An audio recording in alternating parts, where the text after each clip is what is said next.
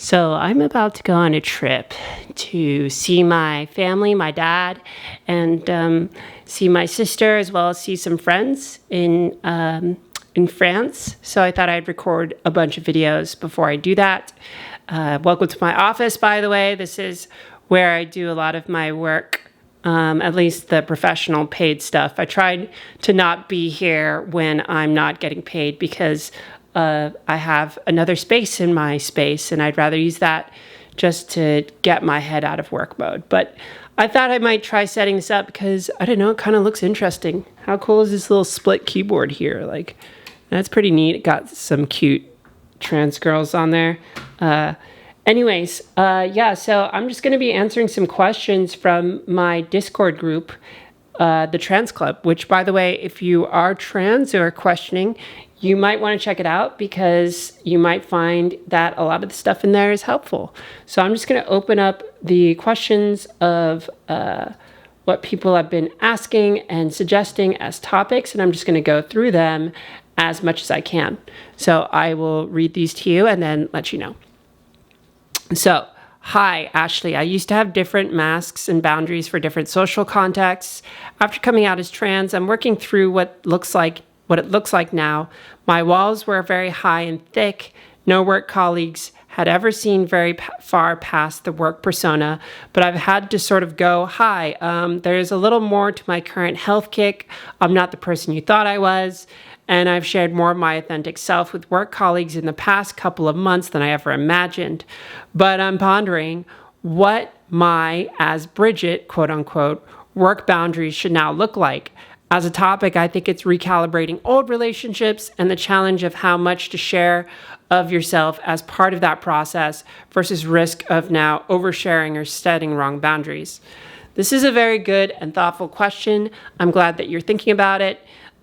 Work boundaries are important, especially because you're dealing with something that deals with what can be conflated as your sexuality, even though it's not, and also what can be, just kind of like a non-work topic in a lot of ways. I think it's kind of up to you to determine what those levels of appropriateness are. With my closest friends, they're also just my friends at work, and I would just share with them whatever's going on or whatever I'm thinking, if we have that certain level of trust and connection there. There is a very, very small risk that you could get like an HR violation or something, but I think it depends at the company that you're at. If you're at a very transphobic company, you probably don't want to talk too much about your transition and maybe just keep it to the material. Hey, my name has changed. These are my pronouns that I'm using. I'm going through a transition.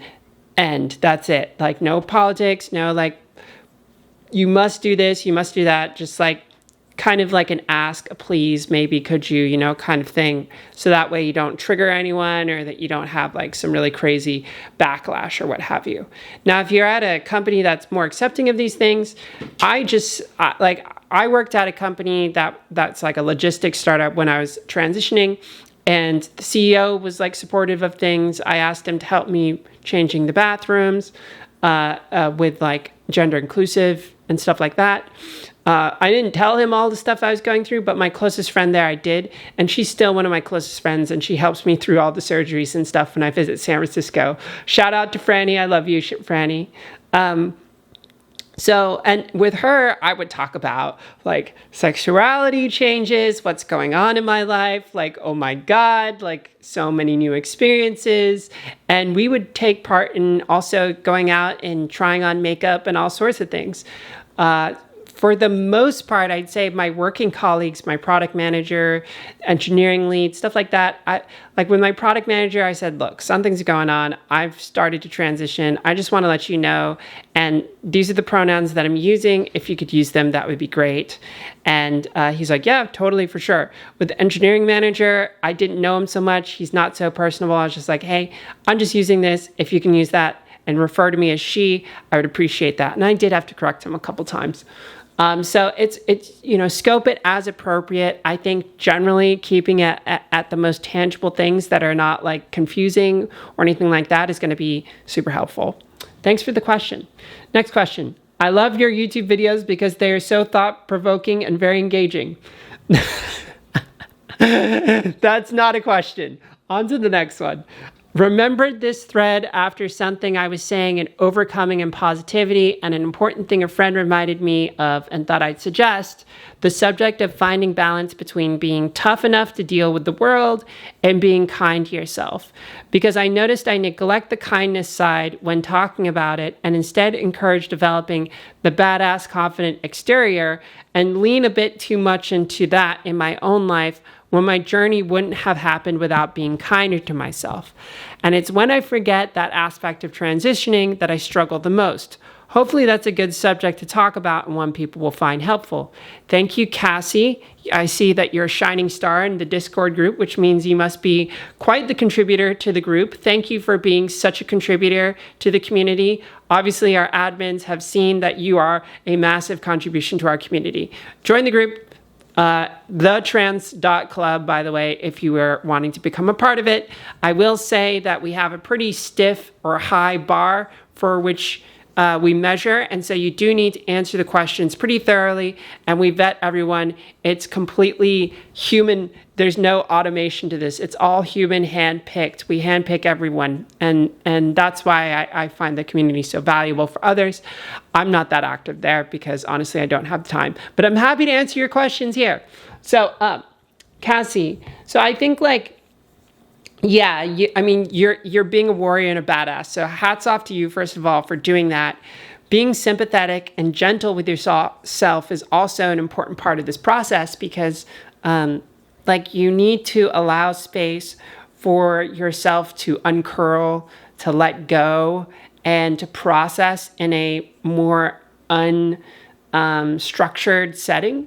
And when you try to be tough, when you want to be strong, you're often enforcing a lot of structure onto yourself. Like, you can do this, be strong, do this, do that, don't succumb to your emotions, etc., etc. Don't try to do too much processing, just move with what's tangible and move forward.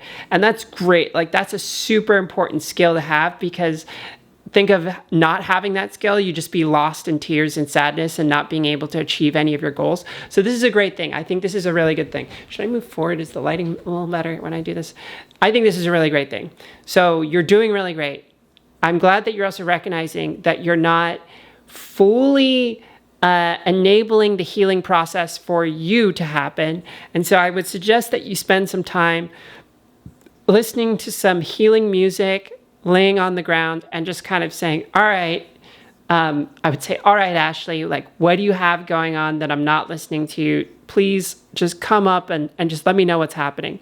And then just let go and allow the emotions and the feelings to just come up and to flow, and to not resist or try and control them, but allow them to flow through you. Allow the tears to come if they do emerge. Try not to judge yourself through this process. This is a process, and a lot of the strengthening of being a warrior is not just being strong, it's being strong when you are weak. Knowing that it's okay to be weak and to allow yourself to be with that weakness, to know that that weakness is not you, but to know that it is just a feeling that you're going through, and being okay and present with this feeling, knowing that it will pass, is really going to help you become a lot stronger and process these things at an accelerated rate. Okay? Thank you, Cassie, and thank you for being such a contributor to the Trans Club. Skylar, do you have a video on trans solidarity and having each other's backs yet? I feel like that's a topic that needs to be mentioned. Not going to name drop, but I know a lot of trans people who will side with those who want us dead just so they can feel safer. I think the word is pick me. Correct me if I'm wrong. I know that historically those kinds of people are never spared from the violence that is directed at us, even if they say, I'm a good one to the bigots. Just an idea. Well, I think we're talking about Blair White. So there you go. I think that's who you're talking about. Trans solidarity. Okay, so this is weird because, solidarity, should we be in solidarity if we don't agree with each other? Should we be in solidarity if we're all trans and just kind of support each other just because we're trans? The one thing that I've noticed is that trans people are not the same, and they're all very different. And my views on being trans and my own trans experience are not the same as a lot of other trans people. And so while I speak what appears like on behalf of trans women or a trans community, I feel like I represent a narrower slice than just like all kinds of trans women. So like, it's just, I think like you have to kind of say, well, like, should all people agree with each other on everything? And like the answer, and be in solidarity. Should all women be in solidarity? I mean, we did have like the women protests when the Me Too movement happened. So there's clearly value in having some solidarity together, but we just have to kind of acknowledge that not everyone's the same. Not everyone sees everything the same way. And it kind of sucks that we can't be all on the same page for trans rights and moving forward the bar there. I don't really know what Blair White's political stance is, so I can't comment on Blair White, except that I just know that she's more red pill. Lufia, you have done a lot of sexuality-related topics. Oh yeah, baby. I would like to see you go in depth about the effects that being trans has on your sexuality. Well, I've definitely covered this, and it's one of my most popular videos. I think the thumbnail says, wait, so I like dick? And I'm like this. Or maybe like this. I also have that face expression in certain settings. Anyways, so you discussed how hormones affect you, but I would like to hear how your sexuality evolved before the hormones. In my own experience, I have the weirdest form of bisexuality. When I am out and about, I notice every cute girl that walks by, but I rarely see a guy I am attracted to. And at the same time, my sexual attraction is primarily to men. I wonder if that is due to my sexuality being affected by my dysphoria. I can't figure out if the attraction to women is really a sexual attraction or not. It's like I'm attracted to women when the clothes are on, but men when they are off. Based on some things you have said on the channel, it sounds like you hold a similar experience, and I'd like to hear your perspective on that. Lufia, you're pretty correct. Like, I mean, I like women. I'm always checking out women. I'm still checking out women. I was checking out women before. I'm checking out women after.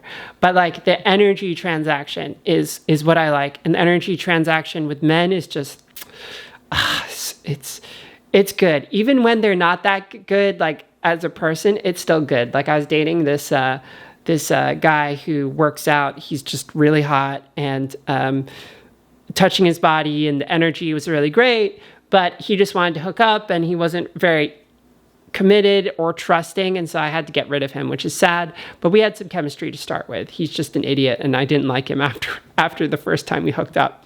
So, but yeah, I mean, I like men with their shirts off. I like women with their clothing off too. I don't think clothes on or off matters to me. I'm just attracted to both. What I find is when I'm with women, I end up being the big spoon because I have a more dominant personality, and it's not really the thing that I like having in a relationship. I like being the little one. I like being held. I like feeling safe in someone who's bigger and stronger. And I don't really seem to find women that like fit that bill, and I don't think that's going to work for me anyways. So I think like before I was on hormones, my sexuality was like straight towards women, and then I think I had some bisexuality curiosity, bi-curious maybe, but like not a lot of, I think I started to say that I was 20% bi, and that over like the period of about a year, suddenly that flipped, but it didn't flip because I suddenly found men more visually attractive. It just became more of an energy thing. I just felt like this level of vulnerability in my heart and how they could press their energy against that. And it just like, I felt very feminized by the experience with men, and it's validating. And it's weird because I honestly feel like my life would be so much easier if I preferred women and I just wanted to date women because they're more generally respectful, they are better communicators, and I generally would feel safer meeting a woman than a man. But, you know, you just get what you get. Sexuality isn't something you can really control. Masturbation is something you can control. And I masturbate a lot. I don't know. Is like once a week a lot? Is twice a week a lot? Like that's about the limit. I have been injecting less hormones recently just because I'm transitioning from enanthate, which is like off-market estradiol, basically black market estradiol, back to Valerate. Now that I'm back in the United States, and I am getting way more aroused, and the functioning of my girl dick down there is starting to change in all sorts of magical, wonderful, and pleasurable ways. I can orgasm and it doesn't hurt afterwards, which is a pretty big step for me. However, I am going to be increasing my dosage because that tells me that my dosage is too low. I really miss your old meditation videos. I'm into past life regression, and you mentioned something about past lives in one of your latest videos and made me very interested. Oh man, it's been a while since I've done like a meditation. Maybe I should do one of those videos soon. Past lives.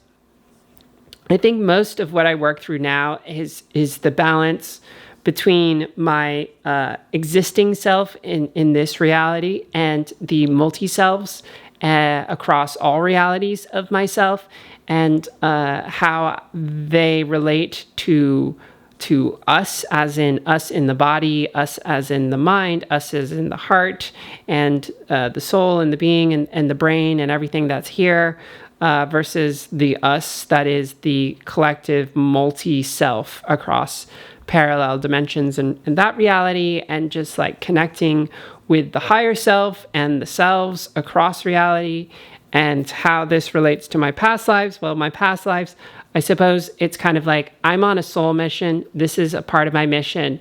A lot of my past lives have been around masculinity and being a warrior, being a male. It's been very masculine. And this part of my journey and life, the reasoning that I have around it is that this is a journey of embracing the feminine, experiencing the feminine in a different way. And because I'm on that cusp of being trans, it's basically like doing masculine and feminine and all of that work that moves between all of those things. This is just building a lot of learnings and lessons, and I'm able to give back with this warrior mentality. So I hope it helps. But yeah, I can do something more on that. I think the main thing for me in terms of past lives, or the biggest thing with soul and stuff, was when I had my awakening moment where it literally felt like I was being reborn. And I was at Lightning in a Bottle in 2018. I was at the lightning stage, and I felt my soul enter my body when the Molly kind of kicked up, and I had taken a little LSD that day, and it was just like I was at a transformational festival. I'd been setting my intent to figure out my transformation. I'd been doing a lot of energy, Tai Chi work, and shamanistic type work. And suddenly there was just a rush as the come up happened. The heart was fully open because I was leveraging the MDMA to let go of all of my misgivings about being trans, my lack of acceptance, my inner transphobia, and the safety that created allowed what was the rest of my soul to enter my body. And in that moment, I felt the awareness of the new self that was separate, that I had kept separate from myself. It had now entered my body. It became a part of my experience. And then it started to tell me things about my journey, how I would begin becoming a speaker, how I'd be talking about stuff to bridge the heavens and the earth, to have an equal or balanced view, which is kind of what I do here. And to kind of like journey onto this path of being a speaker and like just talking. Like I could feel this feeling of standing on a stage and speaking to lots of people. And this was before I even had the idea of like having a YouTube or an Instagram or anything. And all I've basically been doing is listening to that sound, listening to that voice, following that, and then doing the things that make me happy, like going on adventures around the world and traveling and stuff. And so that's that. All right, we're almost there. Last one. Hi, Ashley, new member here. Also new to you and your videos. I only discovered your videos a couple weeks ago, and it's had a hand in finally cracking this 39-year-old egg. Yeah, I get that a lot. I'm glad that it cracked your egg. I seem to crack a lot of eggs. Maybe something, I should make an omelet. I'm hungry. Maybe something in older trans and breaking old habits that some people, especially me and other people who rely heavily on routine and have difficulty with change.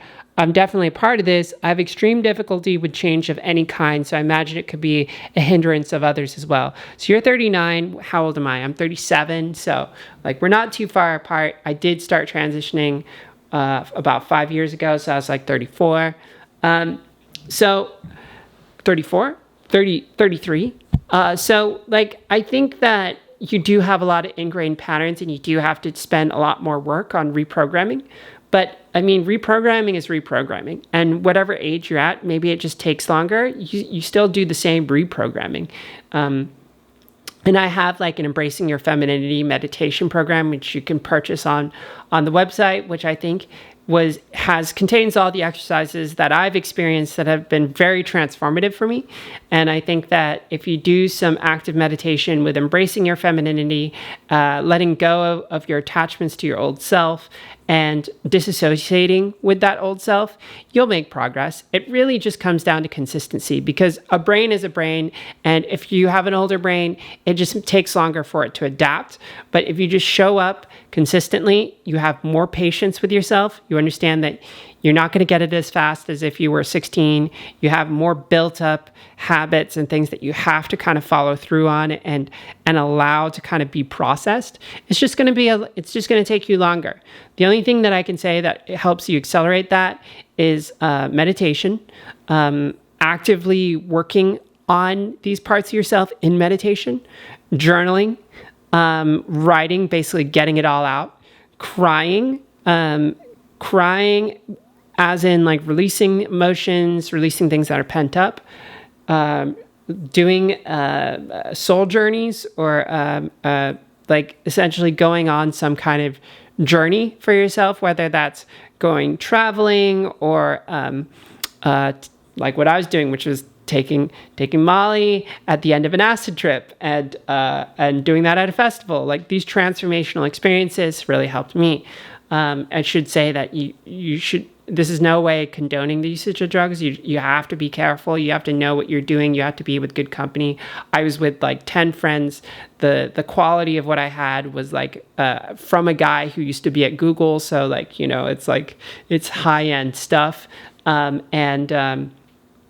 Yeah, like it had been tested and tried before. So like there's all sorts of safety and stuff involved. Don't just take drugs randomly from that you could just score from someone. Like you should always be in good company, be in a good place, and take very high quality substances.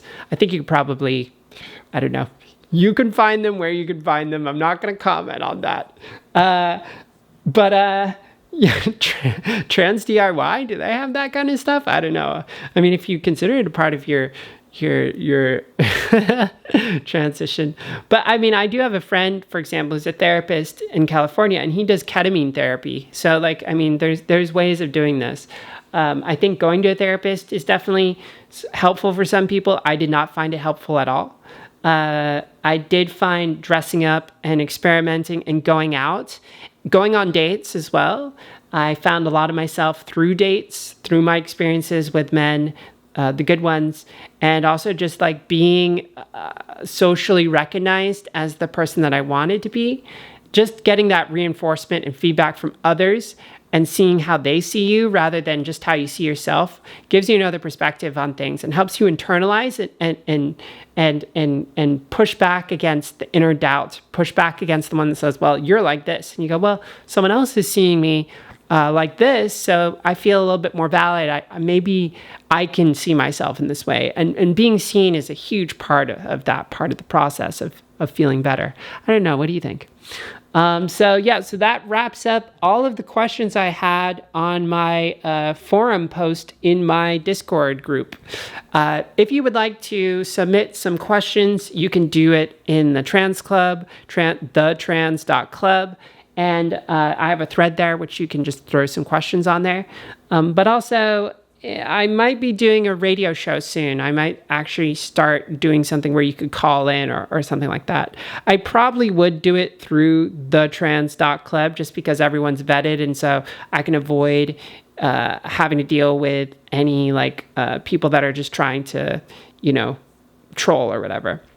If you'd like this video, I'd appreciate your support. It takes a lot of time and energy. And if you want to buy me a tea, I would love that.